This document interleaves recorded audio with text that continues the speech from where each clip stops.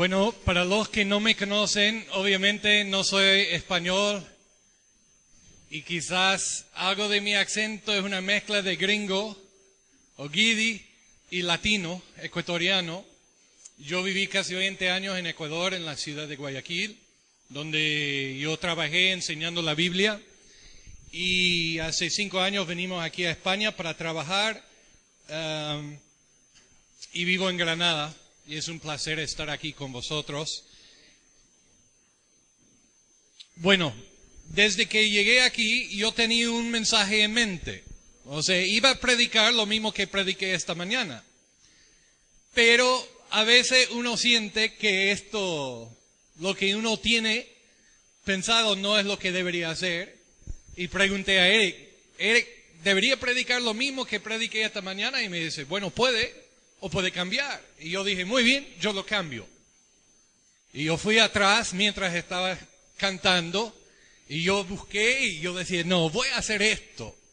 Y salí.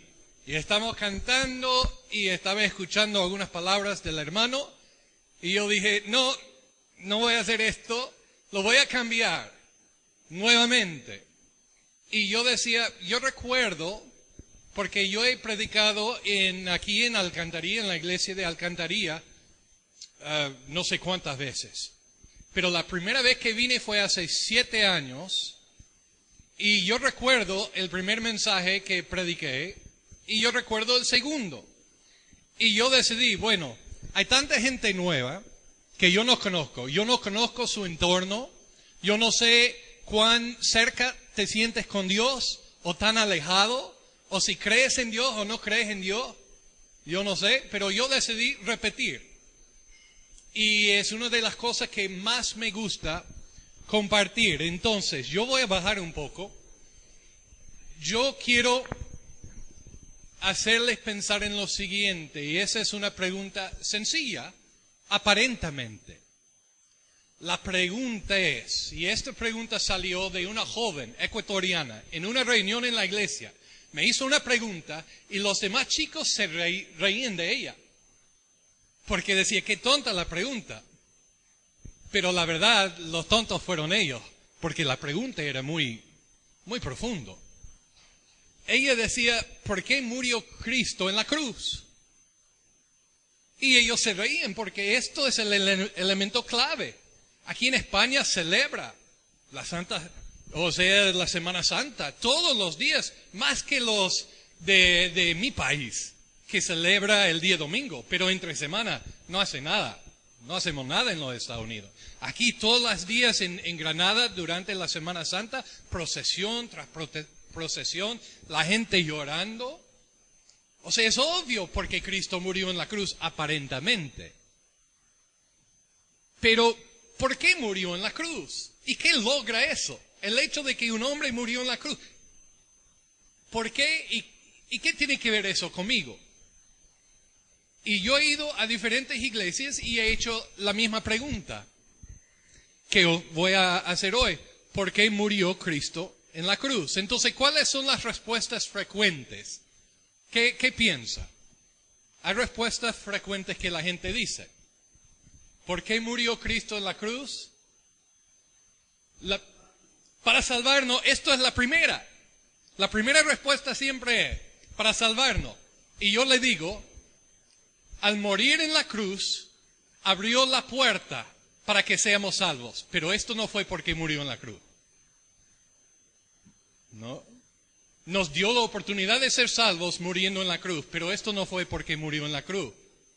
¿Por qué murió en la cruz? Alguien diría, Juan 3:16. Por tanto amó Dios al mundo. Amor. No. El amor es lo que motivó al Padre a mandar al Hijo. Y fue amor y obediencia que hizo que Jesús se entregara a morir. Pero ni por amor murió en la cruz. ¿Qué más? ¿Por qué murió Cristo en la cruz? Es algo tan básico. Tanto los evangélicos como los católicos romanos creen que esto es la figura central de todo.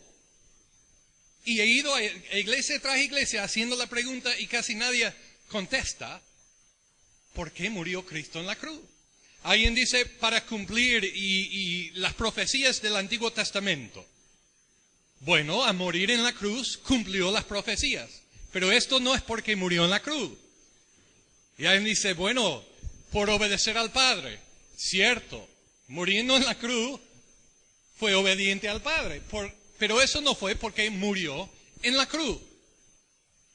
Entonces la pregunta es, si somos cristianos, o sea, católicos o evangélicos, yo estoy hablando de dos grupos igual. Si la figura central de nuestra fe es aquel hombre que murió en la cruz, y lo adoramos y cantamos a él y hablamos de la victoria, ¿no deberíamos nosotros saber cómo contestar eso? ¿Por qué murió Cristo en la cruz? Entonces, esto es lo que vamos a hacer brevemente. Y la forma en que lo voy a hacer es citando 3 textos. 2 tengo de memoria, parte de una tercera, pero tendría que consultar. El primer versículo que yo enseño a alguien que quiere realmente conocer a Dios es 1 de Juan 4:8. No tiene que buscarlo, si quiere, puede. 1 de Juan 4:8. El que no ama no ha conocido a Dios, porque Dios es amor. Yo no sé, ¿qué piensas tú? O quizás en tu niñez, cuando tú imaginabas a Dios, ¿cómo lo imaginaba? ¿No? ¿Cómo lo imaginaba? Cuando tú piensas en Dios, ¿cómo lo imaginas? Yo he hecho esas preguntas y he descubierto muchas cosas. Yo, siendo joven, mi padre se fue del hogar cuando tuve 6 años, entonces solo con mi madre ahí. Yo ver Dios como un padre, yo ni sabía qué significaba eso. O sea, si es un padre como el mío, ni lo necesito, decía. Pero yo veía a Dios como un juez. Él está ahí como Santa Claus, ¿no? Él es Papá Noel. Él está ahí viendo todo lo que hago. Lo que hago bueno, ya muy bien. Lo que hago malo está ahí. Y Él es como un juez, listo para castigar. Y para mí, la religión era una lista de sí, sí, sí, no, no, no. Y me llamaba más la atención a todos los no, no, no que los sí, sí, sí. O sea, esto es lo que me llamaba la atención. Cada uno de nosotros tenemos un concepto diferente de Dios. Otros dirían que Dios es amor, Él no va a castigar a nadie, Él nos ama a todos igual. Otro diría, Dios, si existe un Dios, tiene que ser un malvado. Tiene que ser, ¿no ves las guerras? ¿No ves los niños muriendo de hambre? ¿No ves esto y esto? ¿No ves la hipocresía en su propia iglesia? ¿No ve los abusos? ¿Qué clase de Dios es eso? Algunos piensan cuando piensan en Dios de esa manera. El problema es que cada uno llevamos un concepto escogido por nosotros. Cada uno define a Dios como quiere. Y realmente no importa lo que pensamos nosotros. Si existe Dios y hay una descripción verdadera de Él, deberíamos buscar esa descripción. Y en la Biblia lo describe. Parte de una característica, parte de su carácter es representado en 1 de Juan 4:8. El que no ama no ha conocido a Dios, porque Dios es amor. Punto. Nuestro Dios no es un Dios malvado según la Biblia. No tiene que creer la Biblia, pero es un Dios de amor. Y si alguien conoce a Dios y ha recibido el amor de Dios, va a amar a otros. Si ve a alguien que no ama a los demás, no ha conocido a Dios. No importa cuántas veces vaya al culto, vaya a la iglesia, no importa. ¿No? Si no ama, ¿por qué? El amor es fundamental para el carácter de Dios. Él es amor.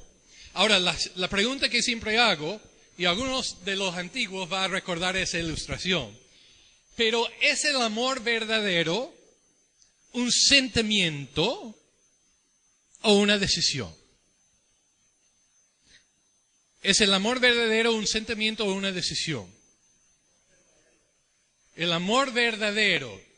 Yo recuerdo cuando conocí a mi esposa en la universidad, sigue siendo bella, yo era más guapo, más flaco, más pelo y todo. Y yo la vi, me enamoré de ella, la pedí su teléfono, la invité a salir, comenzamos a salir. Y todo lo que yo decía, ella se reía, ¿no? Yo me portaba lo mejor posible para conquistarla. Y todo lo que ella hacía era perfecto para mí, o sea, enamorados los dos, ¿no? Y cuando no estaba con ella, pensaba en ella, le escribía cartas y haciendo cosas así, ¿no? Ahora, yo recuerdo sentir esas mariposas bailando en el pecho, ¿no? Que se siente cuando siente el amor. Ahora llevamos más de 20 años casados. Tenemos 4 hijos. Ella puede decir que no soy el hombre perfecto. Ella puede decir que yo hago y digo cosas que la lastiman, que hiere sus sentimientos. La imagen que ella tenía de mí antes no es la misma que ahora. Y yo puedo decir lo mismo. Ella a veces hace y dice cosas que me lastima, que no me gusta. Y yo sé que ella no siempre se siente enamorada de mí. Y yo no siempre me siento enamorado de ella, pero nos amamos. Repito esto, no siempre siento enamorado de ella, pero la amo. Y ella no siempre siente enamorada de mí, pero me ama. Porque el amor verdadero es una decisión que no se basa en los sentimientos. ¿Por qué? Porque los sentimientos cambian de un día a otro. Por eso hay tanto divorcio. Una pareja de repente conoce lo bueno y lo malo y lo feo y en un momento dice, yo no siento nada y no quiero ser hipócrita, mejor me voy. Si el amor es un sentimiento y los sentimientos cambian de un día a otro, ¿podríamos jamás confiar en el amor? ¿Podrías tú confiar 100% que tu esposo o tu hijo o alguien más te va a amar para siempre si se basa en un sentimiento que un día está y el otro día no? Por supuesto que no. Si el amor de Dios para con nosotros fuera un simple sentimiento, ¿cuántos días de nuestra vida recibiríamos el amor de Dios? Si yo con Dios lo maltrato, lo maldigo por mis acciones, no lo obedezco, lo traiciono, si yo casi nunca hago lo que Dios quiere y el amor de Dios se basa en un sentimiento, ¿cómo ha de sentir Dios hacia mí? Un odio. Pero la Biblia dice que a pesar de mis hechos, Él me ama profundamente. Y algunos de nosotros como padres, aun si no lo recibimos así, pero cuando yo veo a mis hijos, aun cuando estoy furioso con ellos, esto no tiene nada que ver con el estado de que son mis hijos y los amo. Y no importa lo que hagan, son mis hijos. Nada va a cambiar eso. Mucho más Dios. Ahora, ¿cuántas veces en el año piensas que Inicia siente las mariposas bailando en el pecho cuando me mira? 5 veces, 3, 0. Nos gustan las mariposas, nos hace sentir, uy, esto es... No. Un ecuatoriano me dijo que cuando se casa se convierte en murciélago. Esas mariposas. Quizás no sentimos esas mariposas, pero te cuento una cosa.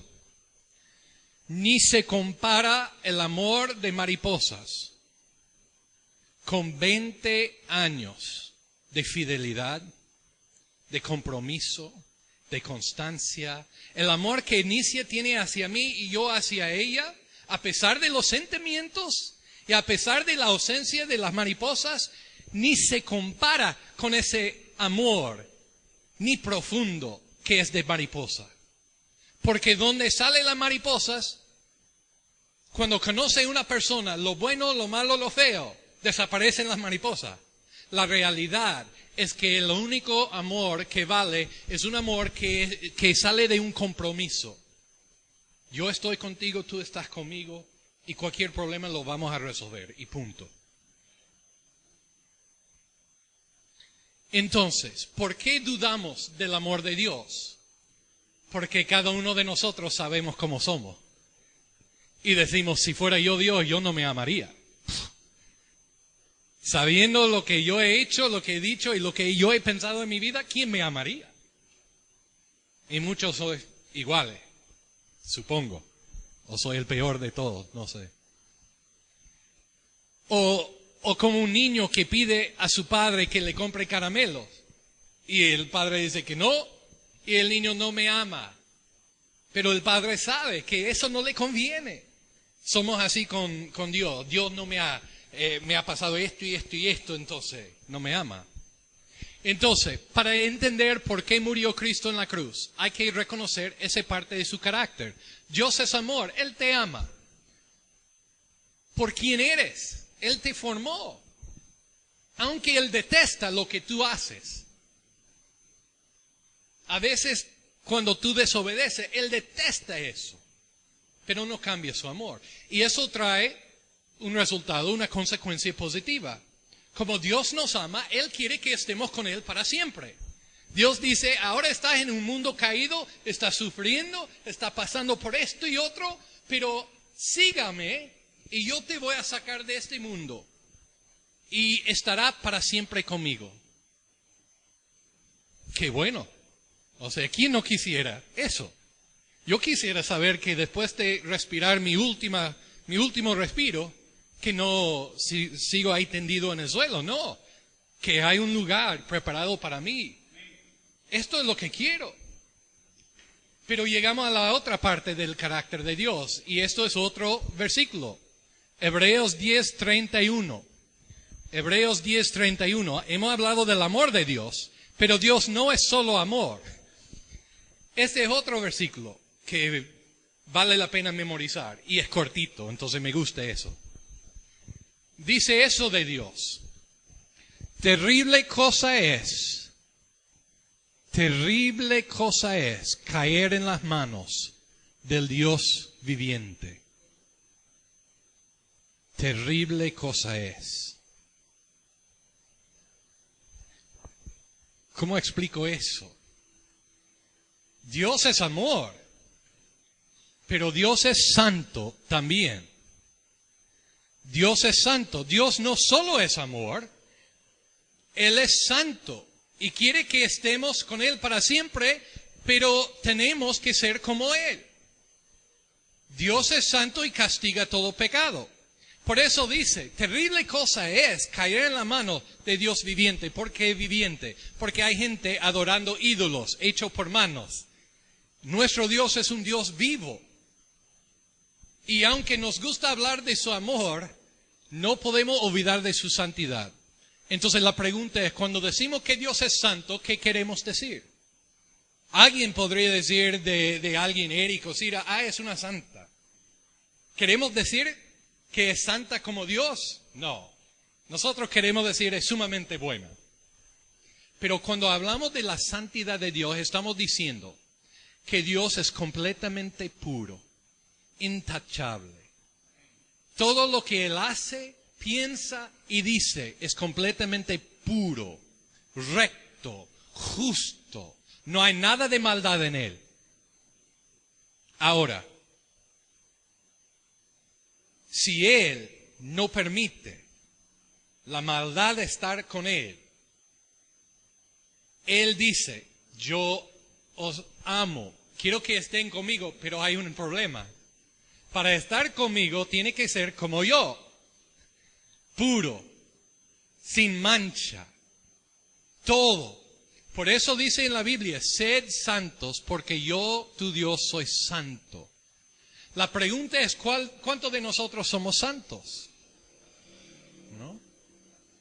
Y si preguntan a la gente hoy en día, los que creen, si irán al cielo o no, ¿cómo contestan?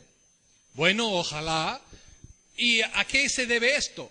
Bueno, si yo haya hecho más cosas buenas que malas, así piensa la gente. Yo no soy tan mala persona si yo trato de hacer las cosas bien y Dios me va a dejar. Una pregunta. Si tú has contratado por la delincuencia en tu negocio un guardia para trabajar ahí.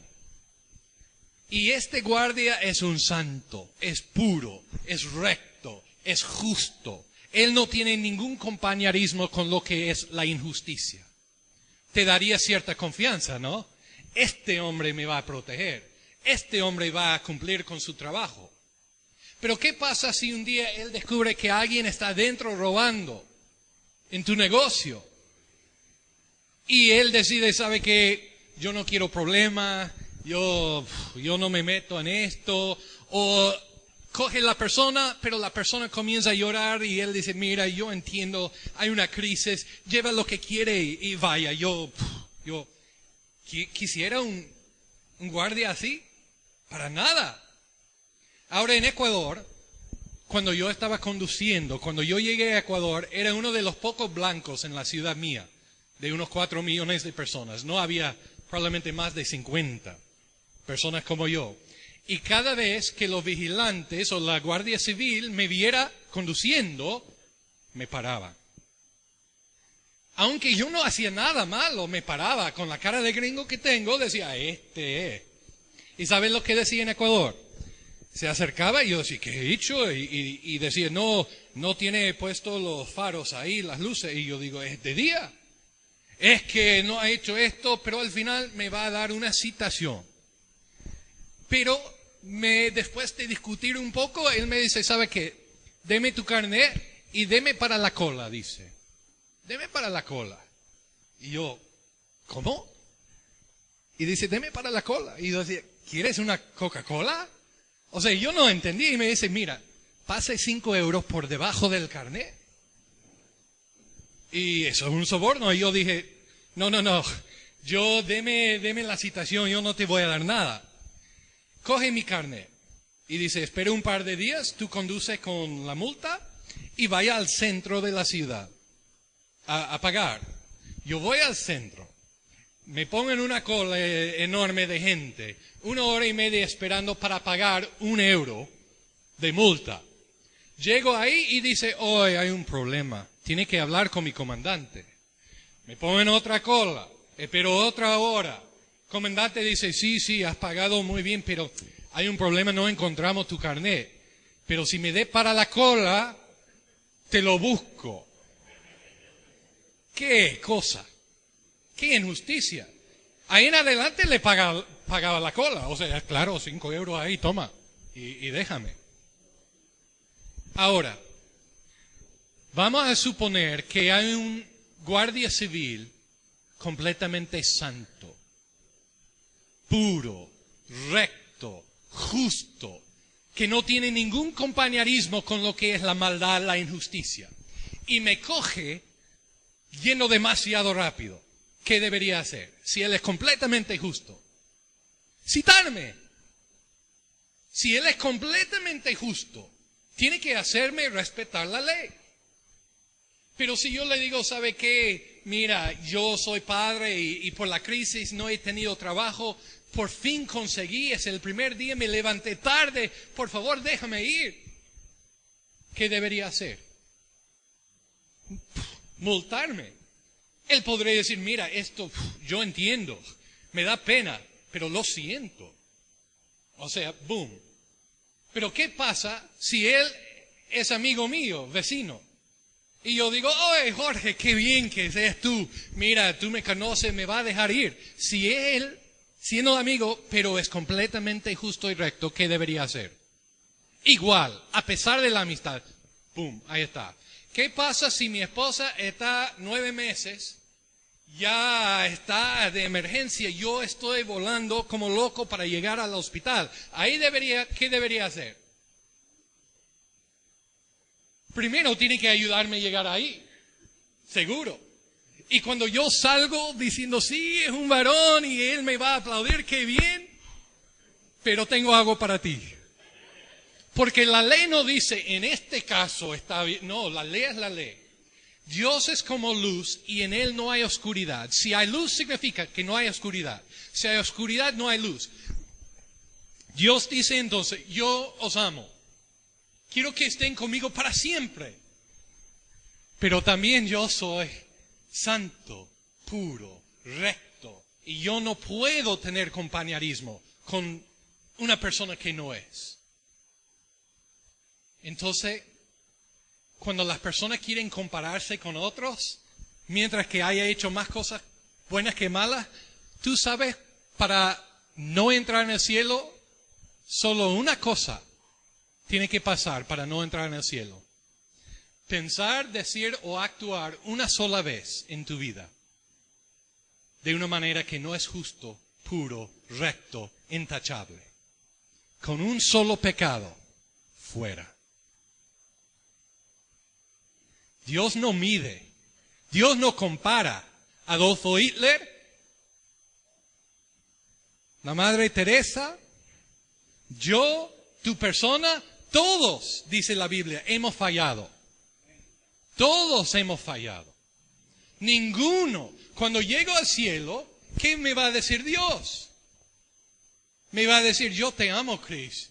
Yo quiero que esté conmigo, pero estoy revisando tu vida. Y he dicho esto antes, para mí, lo imagino, esto no es bíblico, esto no está en la Biblia. Entonces, la manera mía, yo voy a estar en el cine al final de mi vida. Y Dios va a estar a mi lado, Jesús al otro lado, y comienza la proyección de la película que es de mi vida, desde mi nacimiento. Y ahí no solo proyecta cada segundo de mi vida, sino cada segundo de mi pensamiento.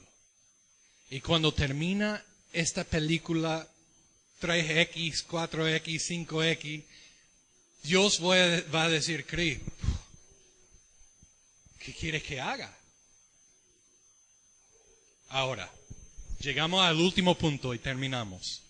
Dios es amor, quiere que estemos con Él, pero a la vez Dios es santo y no tiene compañerismo con los que no son santos. Y la Biblia dice que ninguno de nosotros somos.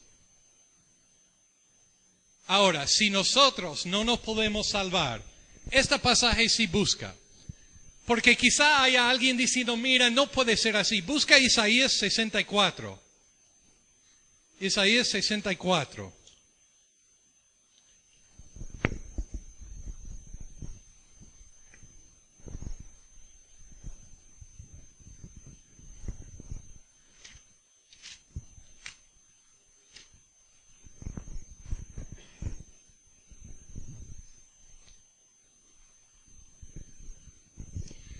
Dice así en tu Biblia. Si tú piensas que, mira, yo no soy tan mala. Yo no soy una persona tan mala. Isaías 64. ¿Qué piensa Dios de las cosas buenas que hace? Porque hacemos cosas buenas, no somos completamente malos. O sea, no estamos robando, violando, haciendo cosas así. Yo no he matado a nadie. ¿Tú sabes cómo Dios ve nuestras cosas buenas? ¿Qué dice Isaías? ¿Qué dije? 64, versículo 6. Si bien todos nosotros somos como suciedad y todas nuestras justicias o buenas obras son como trapos de inmundicia. Dios dice que hasta lo bueno que hacemos delante de Él por los pecados se ve feo, sucio. Un trapo de inmundicia. Recién alguien me dijo algo. Yo he predicado ese pasaje y me dice, ¿tú sabes el contexto de esto?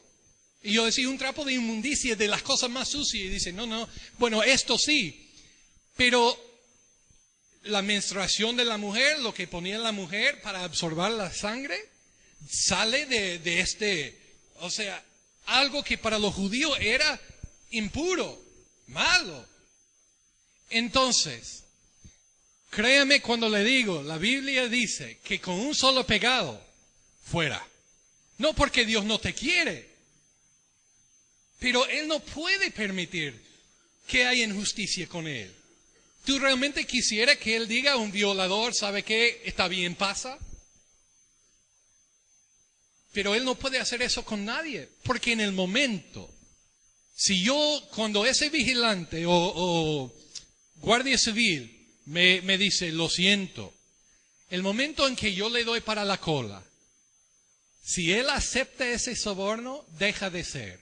completamente bueno y puro, y justo y recto. Y muchos estamos esperando llegar al cielo y Dios decir, mira, veo tu vida, tú has hecho esto y esto y esto y esto, y decimos, mira, toma para la cola Dios. Yo he ido a la iglesia, yo no he matado a nadie, yo he amado a mi prójimo, a Dios no le puede sobornar. Ok, ya llegamos al final. Hemos hablado, Dios es amor, quiere que estemos con Él, pero a la vez Dios es santo y nosotros no, entonces Él castiga todo pecado. ¿Cómo nos salvamos entonces? Si estamos muriendo y tenemos manchas de pecado y no podemos hacer nada, estamos hundidos. Ahora, busca el siguiente pasaje, lo leamos y lo explico y ya estamos.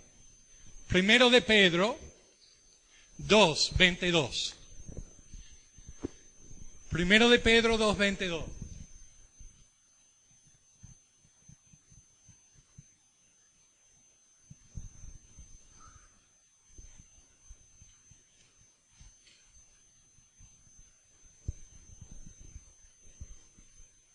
Vamos 2:21. Primero de Pedro 2:21. Si nosotros no podemos salvarnos, ¿quién queda? Solo Dios. Si nosotros no nos podemos salvar, si todos estamos fritos, ¿quién más? Recuerda que Dios es amor. Él no quiere que nadie se muere. Entonces, Él mandó a Jesucristo. Jesucristo vino. ¿Pecó Cristo en su vida? ¿Qué dice la Biblia? Cristo fue tentado como todos nosotros, pero nunca pecó. Nunca pecó. Entonces, al morir Cristo, ¿qué va a decir Dios? Venga a estar conmigo, porque eres santo como yo.